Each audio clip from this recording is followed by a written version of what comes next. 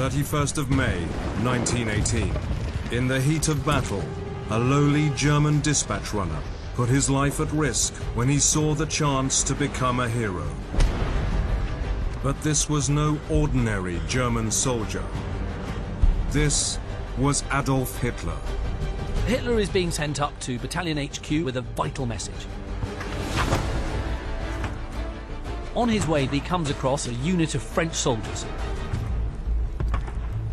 Hitler pulls out his pistol.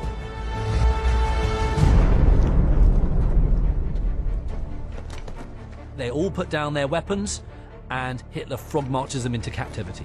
It was a daring capture of enemy troops by a single man that won Hitler the Iron Cross First Class, one of the German army's highest honors. There's just one problem. The story was a lie.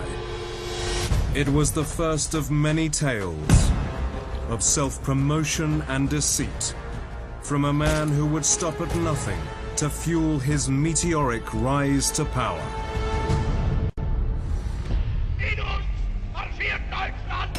Hitler. Who was the man behind the monster?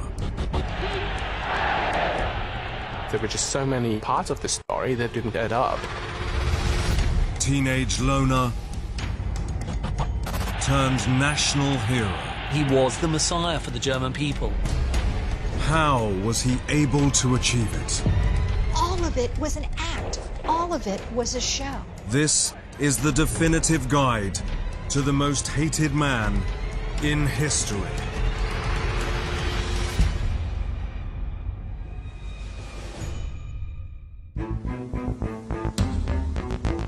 Adolf Hitler was not born a leader, but in just 12 years, the homeless dropout-turned-soldier would rise to become the undisputed head of a dynamic political party.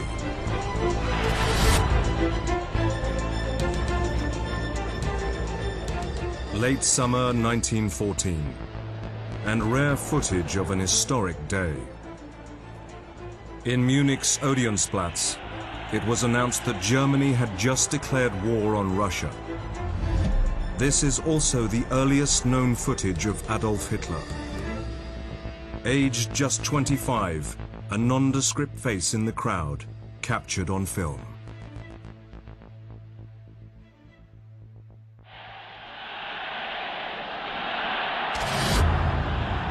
Fast forward 25 years to June 1940, and Hitler had marched his fatherland into a Second World War. Just 8 weeks after invading France, he led a triumphant parade in Berlin to celebrate Germany's historic victory.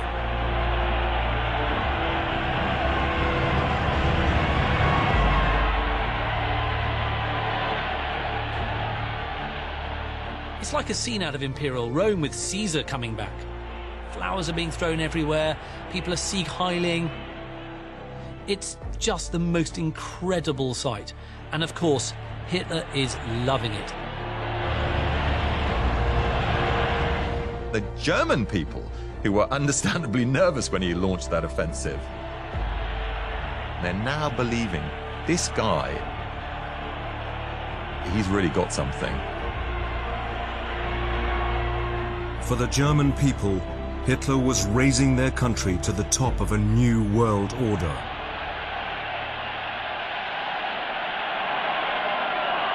A pledge they bought into, partly on his reputation as a hero, earned on the battlefields of the First World War. But recently discovered documents reveal the truth about Hitler's early years was very different.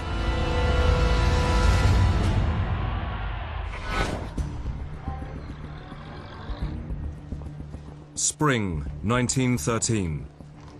24-year-old Hitler left his Austrian homeland to avoid conscription into the Austro-Hungarian army. Hitler grows up in the Austrian Empire, where identity is increasingly governed by questions of race. Are you German? Are you Jewish? Are you Slav?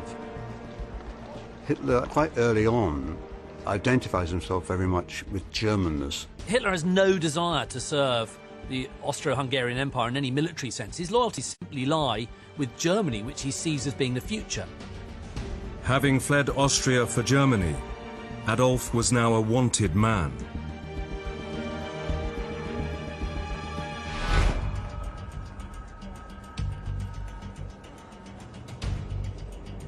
After 8 months on the run, the authorities tracked him down in Munich and hauled him into court.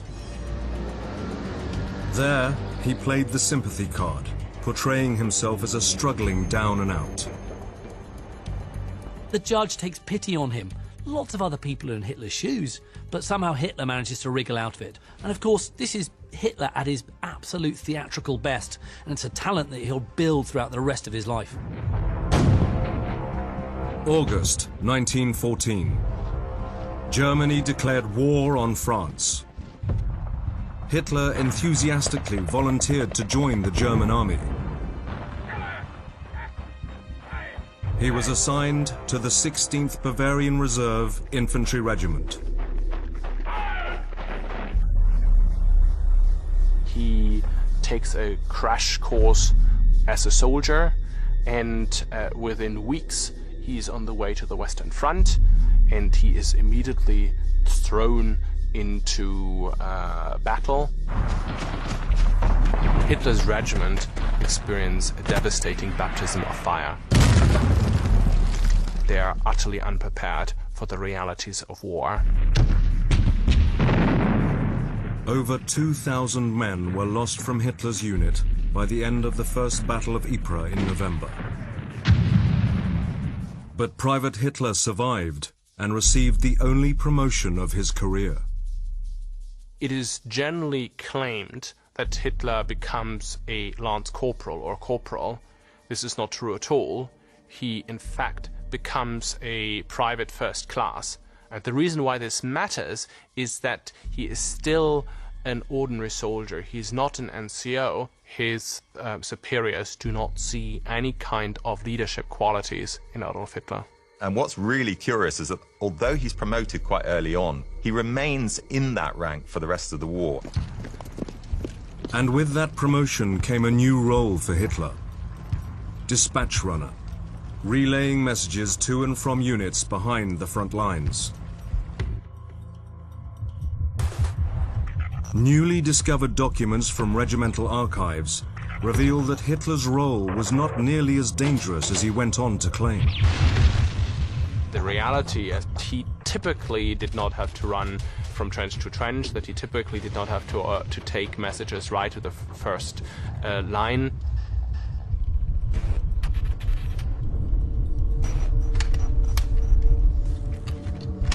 The men in the trenches think that men like Hitler have a cushy job.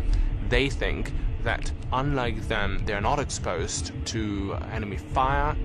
They think of them as an Etappenschwein, or as a rear area pig. The rediscovered records also reveal another crucial discrepancy in the account of an heroic action by one German soldier, later used as evidence of Hitler's heroism. As I was starting to read it, I thought, hang on, this sounds surprisingly similar to the Nazi propaganda account of the arrest of a group of French soldiers. But there was one crucial difference. The hero of the account in Nazi propaganda was Adolf Hitler, while the hero of the account in front of me was Hugo Gutmann, Hitler's Jewish officer.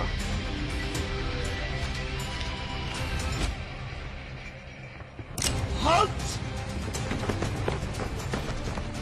But Nazi propagandists would later erase Hugo Gutmann's name from the account and replace it with Hitler's.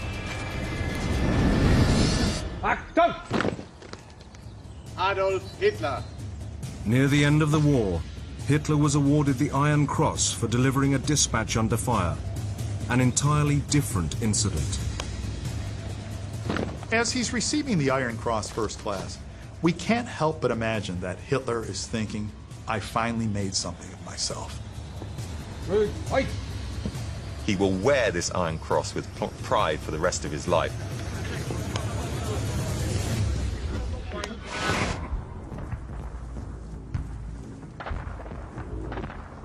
But for Hitler, the war came to a sudden and agonizing end.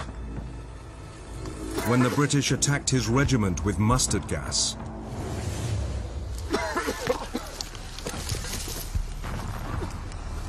Poison gas, of course, is one of the most horrific aspects of the World War I battlefield, and Adolf Hitler gets a face full of it. By the following morning, his eyes are absolutely streaming. He can't see anything. Hitler was evacuated to a military hospital near the Polish border. But the unit he's put into is not the eye unit, it's the psychiatric unit. And so what seems to have happened is that after these 4 long years of war, finally the pressure has got too much to him and he's had a mental breakdown. After 4 years on the Western Front, Private Hitler's war had ended in failure. But the seeds had been sown for his transformation into the Führer.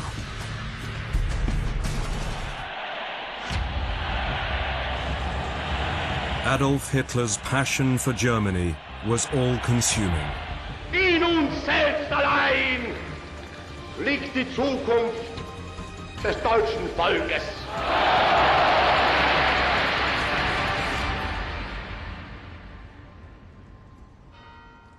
Yet by birth he was an Austrian, born in the small town of Braunau am Inn on the 20th of April, 1889. Hitler comes from a dysfunctional family. His mother calls his father uncle. Their first 3 children die in quick succession, and Adolf, the 4th child, is the survivor. She goes on to have more children, but the only other son, Edmund, also dies, and she absolutely dotes on her only boy. But with his father, it's very different indeed. His father, Alois, is a very cold, elderly, distant man who regularly beats Hitler, and as a result, Hitler absolutely despises him. Young Adolf lost himself in tales of cowboys and Indians by German author Karl May. These tales featured an Apache chief fighting for a better existence for his people. Perhaps it is those novels of the American West that first take young Adolf out of this obscurity. He's being introduced to a fantasy version of the broader world. When Hitler was 9, his family moved to the outskirts of Linz, the capital of Upper Austria. Here, Adolf dreamt of pursuing his great passion, drawing. But his father had very different ideas for his son's future. Hitler's father is a civil servant, and when Hitler shows an interest in art and announces that he wants to be an artist, his father is absolutely furious and says, "Never in my lifetime." Forbidden from studying art, Adolf was sent to a technical school with a focus on maths and science. Hitler is not a good student, but there is one subject that seems to excite his curiosity and his interest, and that's history. It is a certain kind of history. It is tales of the great heroes of the German past, the heroic kings and emperors and conquerors. Adolf's deepening German nationalism only added to the growing rift between father and son. His father clearly identifies with the empire, with the imperial project, with the Habsburg monarchy, whereas the young Hitler is clearly attracted much more to ideas of pan-Germanism, thinks of himself as German. But the sudden death of Hitler's father in January 1903 meant 13-year-old Adolf became the man of the house.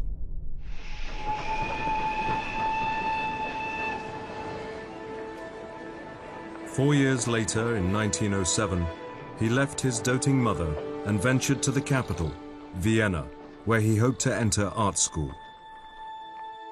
He persuaded his only friend, August Kubitschek, to join him.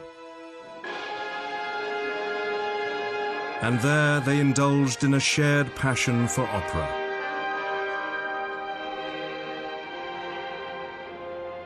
Hitler becomes enormously attracted to Wagner. What Wagner represents is a kind of mythological, pseudo-Germanic past. And so when he goes to Wagner, it is imprinting upon him an idealized form of society that is entirely rooted in myth. But this fantasy world was very different from reality, as 18-year-old Adolf discovered after taking the entrance exam for Vienna's most prestigious art school. The feedback he gets is that his drawings of buildings are actually quite good, but he's unable to draw people. He thinks it's child's play to get into it, and when he is rejected, he sees it as, quote, a bolt from the blue. It hits him, and it hits him hard. Furious over the rejection, he vowed to reapply, but young Hitler's world was about to fall apart.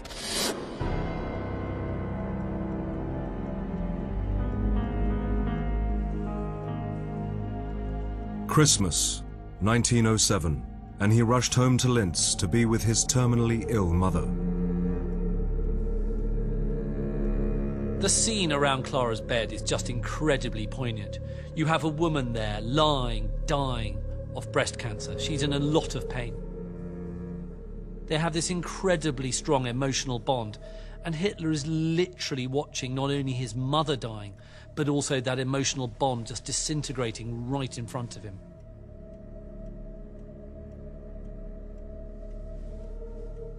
Adolf was inconsolable, despite the support of Dr. Eduard Bloch, the family's loyal Jewish doctor. Dr. Bloch observes that he has never seen someone so overwhelmed with grief as Adolf Hitler that day. Bloch wrote, "It is natural that I should have witnessed many scenes such as this one. Yet none of them left me with quite the same impression. In all my career, I have never seen anyone so prostrate with grief as Adolf Hitler." It is perhaps an example of the extreme emotions that Hitler suffers for the rest of his life. His inability to come to terms with setbacks when he faces loss and disappointment.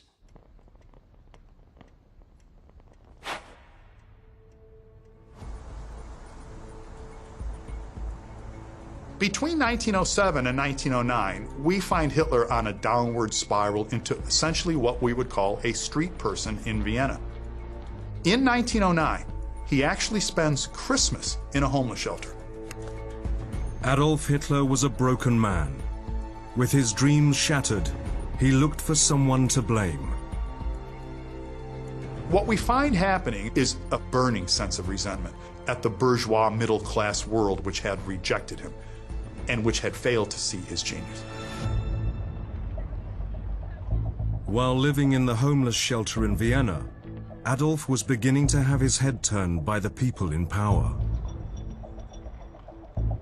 One of the politicians that clearly influences Hitler quite a lot is the mayor of Vienna before the First World War, Karl Lueger, right-wing mayor. He admires Lueger's ability to understand the nature of the crowd in front of him, to get the pulse of the crowd. Hitler's later claim that his revulsion toward Jews began in Vienna at this time in his life was pure fabrication. He has Jewish friends, he deals with Jews when selling his art. There is no evidence that Hitler had any run-ins, had any negative feelings about Jews prior to the First World War. Hitler's account of his years in Vienna would be fictionalized over time to serve his political agenda, as were his recollections of the First World War, which ended in humiliation when Germany surrendered in November 1918. He finds scapegoats, Jews, socialists, pacifists on the home front. He begins to speak of a stab in the back of the German army, rather than what actually happened, which was a battlefield defeat. Hitler's anger and resentment grew, but soon he would realize he could channel it into politics. He had a cause, and it would bring the world to its knees.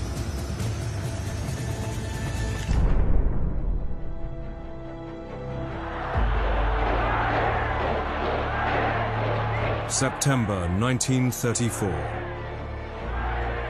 The moment of glory Adolf Hitler had fantasized about for the past decade. He had become Germany's savior.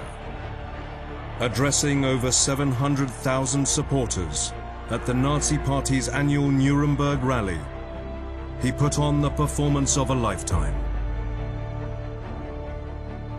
Wir stehen fest zusammen für unser Deutschland und wir müssen fest zusammenstehen für dieses Deutschland. After the death of President von Hindenburg, Hitler merged the office of President and Chancellor, becoming all-powerful as Führer, with support from 90% of the public. Denn in den Zeiten hinter uns, da habt ihr mir eure Treue tausendfältig bewiesen. Und in der Zeit vor uns kann es nicht anders sein und es wird auch nicht anders sein. It's extraordinary to consider how great his rise will be from a park bench in Vienna to the Führer of the Third Reich.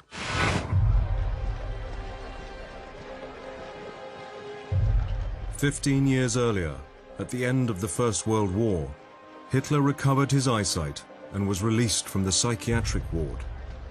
He returned to Munich, where he was one of thousands of soldiers facing an uncertain future after Germany's defeat. Hitler's in a state of relative aimlessness at the end of the First World War, like many other German soldiers. Hitler is like a stray dog who needed a master, someone who needed a cause, a sense of belonging that he had lost. Though Germany's forces were disbanded, Hitler remained on the army payroll and was selected for a special propaganda course. Hitler is one of those who was chosen by the German army to speak to small groups of returning soldiers about the future of Germany. To disinfect soldiers of their Bolshevik propaganda, especially recently demobilized soldiers. Hitler threw himself into the program, stumbling upon the defining talent of his life, public speaking. He was a natural performer with a compelling style. This caught the attention of the local army unit's chief of propaganda, Captain Karl Mayer. Karl Mayer immediately sees in Hitler someone with a natural talent for speaking, who would speak in simple, approachable terms, and therefore could address other soldiers and ordinary people. By the time Hitler was caught on camera, here at a right-wing rally in May 1919, he had been recruited as an informant. One of his first assignments was to infiltrate and monitor extremist political groups emerging in Munich.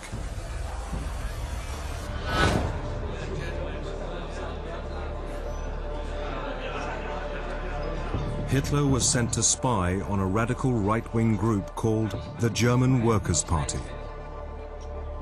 As all political meetings in Munich in this period, this one takes place in a rather surprising environment, in a beer hall. Hitler's not very impressed with what he sees, a half dozen or a dozen people speaking about the issues of the day in a not very educated way.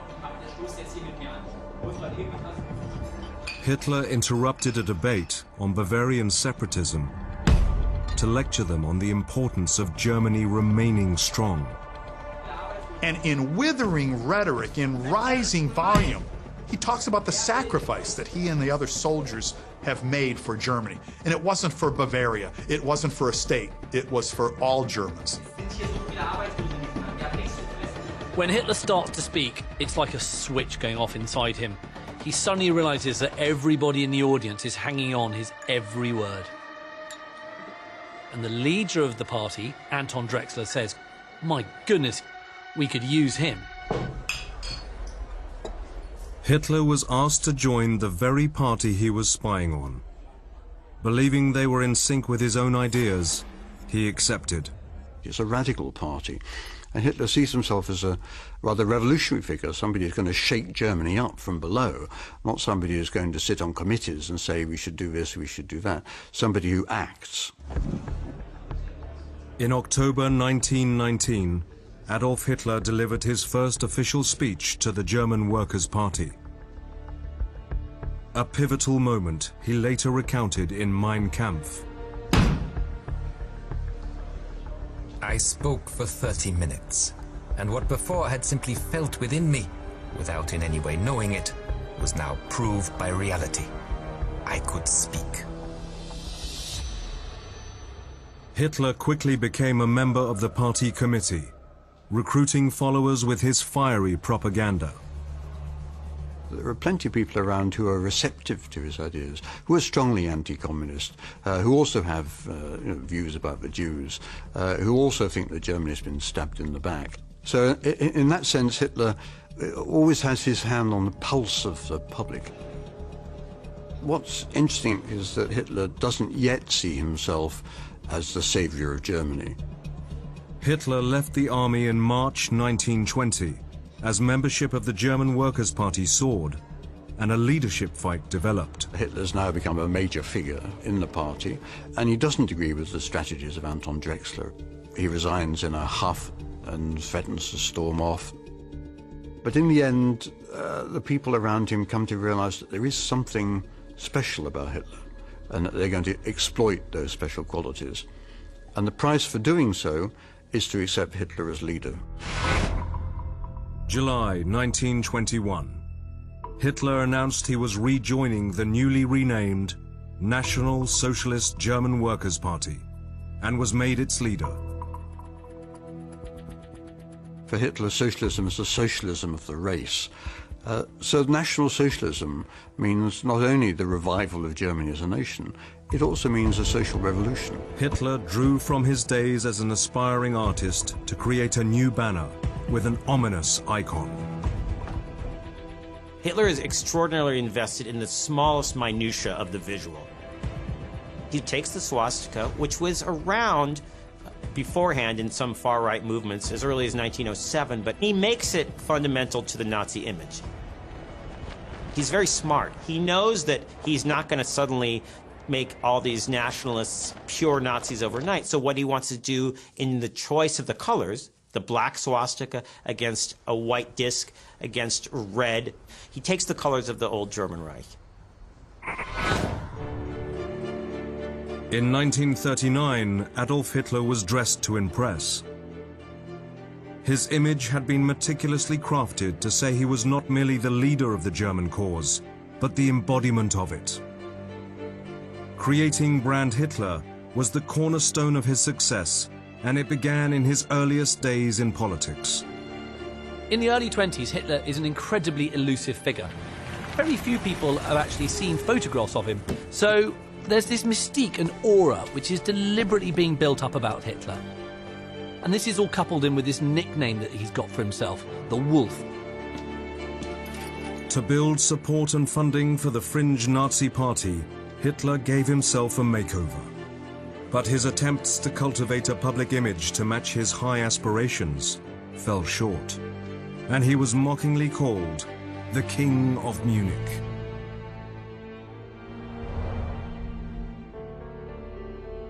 As a party leader in Munich, it's Hitler's job to mingle with those in high society circles, and he is completely inept at it. He lacks table manners. He's utterly gauche. He pours sugar into his wine. He doesn't know how to hold a knife and fork properly. He gobbles cream cakes off the plate before others have had a chance. He holds a dog whip and taps it against his knee as he speaks. It's clear he's still searching for a way to mingle with the rich and powerful. Hitler was a long way from the comfort of a German beer hall, but his common touch was about to pay off. In 1923, Germany's failure to pay its huge war debt to France, amounting to billions in gold marks, threatened to bankrupt the country, triggering a financial meltdown. 1923 is a year of crisis for the Weimar Republic. The government is printing money 24/7 in order to meet its obligations, but everyone knows what that adds up to: inflation.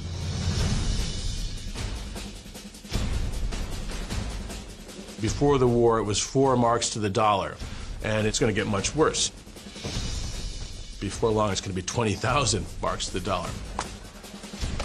With the economy in freefall, desperate Germans were rapidly losing confidence in the democratic Weimar government. Hitler took to the streets, inspired by an event the previous year in Italy.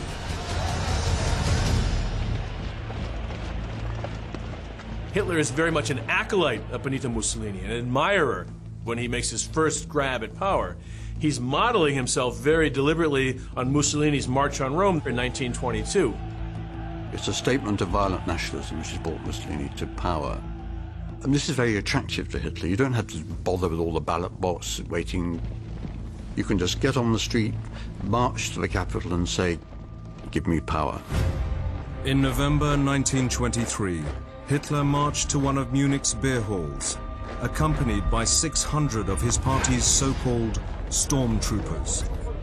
There, Bavarian Prime Minister Gustav von Kahr was addressing a crowd of 3,000 that included some of the state's top politicians. He's armed himself with a pistol, immediately gets everyone's attention by firing a shot into the ceiling. Hitler, as only he can, announces that the national revolution has begun. And there's massive cheering in the hall, and it's at this point that Hitler thinks, do you know what, I've pulled this off. 3,000 people in this hall, and they're all convinced that actually this change of government is going to happen. The next day, Hitler led a 2,000-man march through Munich to take control of the city.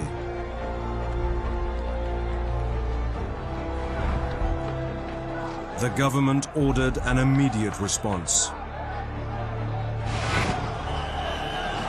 They are fired upon by a cordon of army and police units. Marchers to Hitler's right and to Hitler's left are killed, but Hitler is miraculously left untouched. 4 police officers and 14 of Hitler's fellow Nazis were killed. In the chaos, Hitler escaped and hid at the home of friend and Nazi supporter Ernst Hamstengel.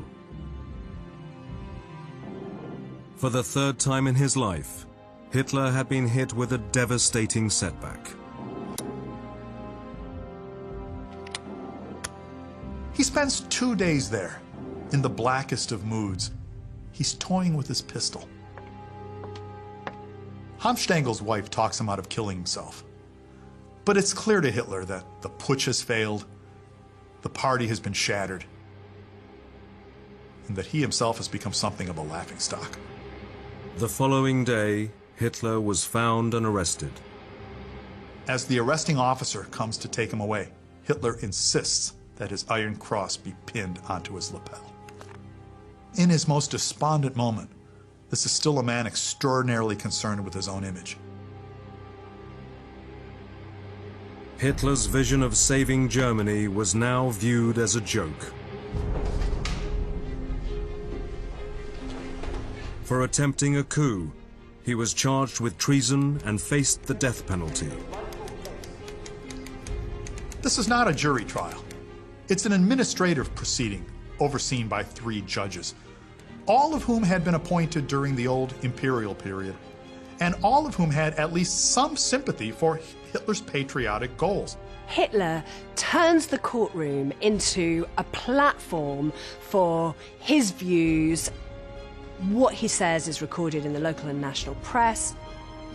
He is allowed to speak at length. And of course, it is in that very act of speaking that Hitler realizes he still has power. Hitler, in a way, breaks through at his trial because now he becomes more visible to Germans. Now he's able to distill his message of hate and resentment and persecution to the Germans. Hitler was found guilty, but the judges were lenient. Spared the guillotine, he was sentenced to 5 years at Landsberg prison. The time that Hitler spends in Landsberg prison is very important. It's a time when he's forced, really, to sit and start to think out more about his political strategies. It's clearly, for Hitler, I think, a critical moment in which he suddenly realizes that he's reached a point where he has to define himself politically. The failure of the beer hall putsch could have been the end of Hitler's career. Instead, it was a new beginning. He receives a steady stream of guests and visitors and well-wishers who bring him all sorts of gifts, who bring him all sorts of food. Hitler has and will have for the rest of his life a notorious sweet tooth. He actually puts on a few pounds. From his cell, he dictated to his trusted henchman, Rudolf Hess, what would become Hitler's infamous autobiography, Mein Kampf, My Struggle. Interestingly enough, he does not write the book himself. Mein Kampf is a man pacing around the room, blurting out whatever pops into his head at the moment. Mein Kampf is an interminably boring book. I mean, so boring that it makes you want to gouge your eyes out. It's just a terrible read, but important if you want to understand the sources of Hitler's ideas. Hitler tells us in Mein Kampf what he's going to do. That he is going to declare war on the Jews, that he is going to destroy the Jewish population of Europe, that he is going to upset the balance of power in the world. The language in Mein Kampf about the Jews is shocking even today. Maggots and parasites and cancers living upon the body politic of the various European nations. He's really starting to believe that he can shape the world according to his will. I think we have a real sense with Hitler now that he no longer sees himself as a drummer. He's going to be the one to lead the German people. He's going to be the Messiah for the German people.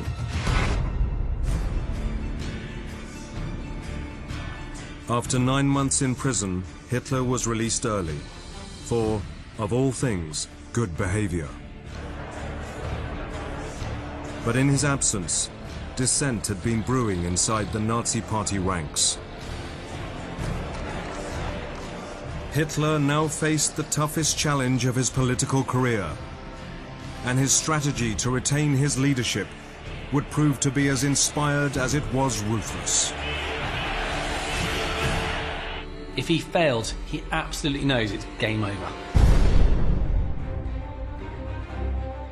December 1924. Adolf Hitler was released from jail and returned to Munich. His Nazi party was in chaos, and the Bavarian government had banned him from playing his trump card, public speaking. For an orator and a demagogue like Hitler, this is a huge handicap. Hitler decided to switch tactics. He no longer sought revolution, but change from within Germany's Weimar government. The fiasco of the beer hall putsch has convinced Hitler that revolution in the old style is impossible. He comes out of prison determined to act legally. His first priority was to shed his gangster image. The challenge of rebranding Adolf Hitler fell to a former paparazzi photographer, Heinrich Hoffmann, an ally who greeted Hitler as he emerged from Landsberg prison. Together, Hoffmann and Hitler try out lots of different poses, lots of different costumes, if you like. One of them is Lederhosen. And when they see the contact sheet of all the images of Hitler and Lederhosen, he sort of scrubs them all out, puts red crosses over it, and just thinks he looks silly. Hitler will never wear Lederhosen in public again. And it's at this point when Hitler starts thinking of mutating into becoming more of a statesman-like figure. Those who know him are shocked by the change. Adolf Legalité, some of his friends mockingly call him. Legal Adolf. Hoffmann took over 2 million photos to perfect Hitler's idealized image of himself.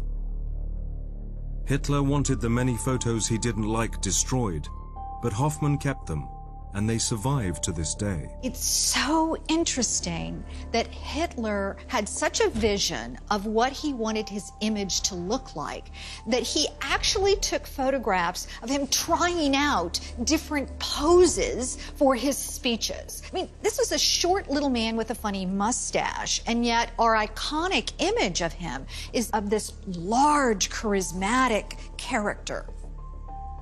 All of it was an act. All of it was a show.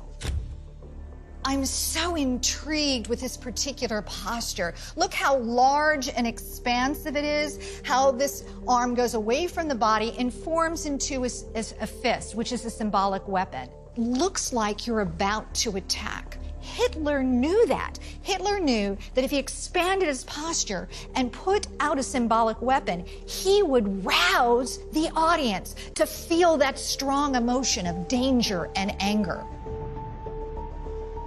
Hoffmann's photographs were only part of Hitler's political overhaul.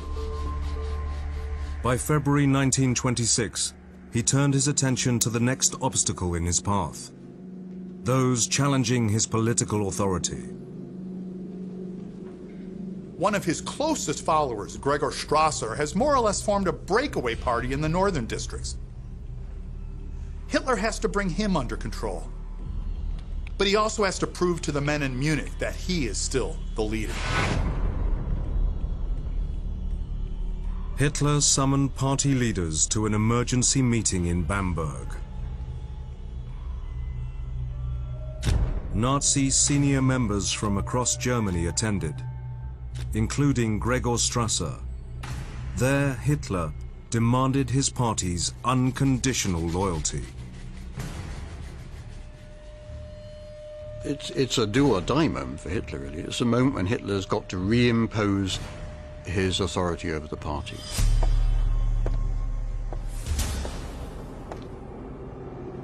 Hitler takes a deep breath and then starts on what he knows is going to be the most important speech of his political career. Hitler now feels confident enough to deliver that knockout blow, which is to demand loyalty from every member of the party, including Strasser.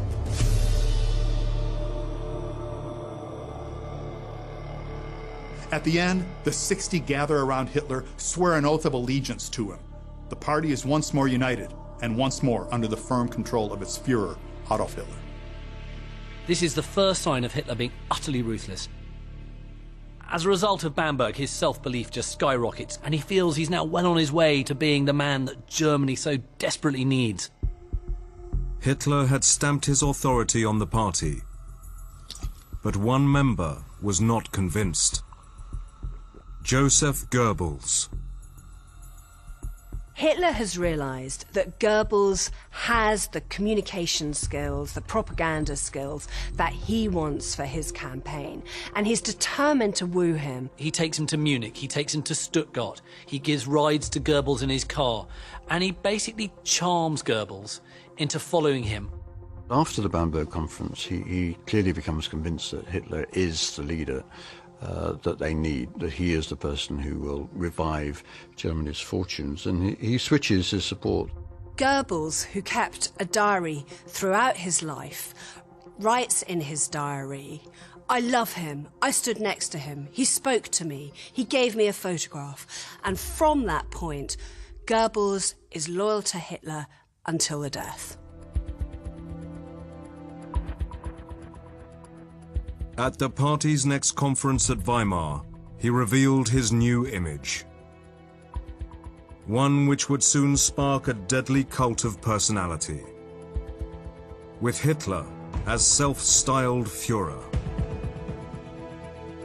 One of the interesting things about the title that Hitler chooses, the title of Führer, is that it doesn't just mean a political leader, of course, and he doesn't intend it to mean a political leader.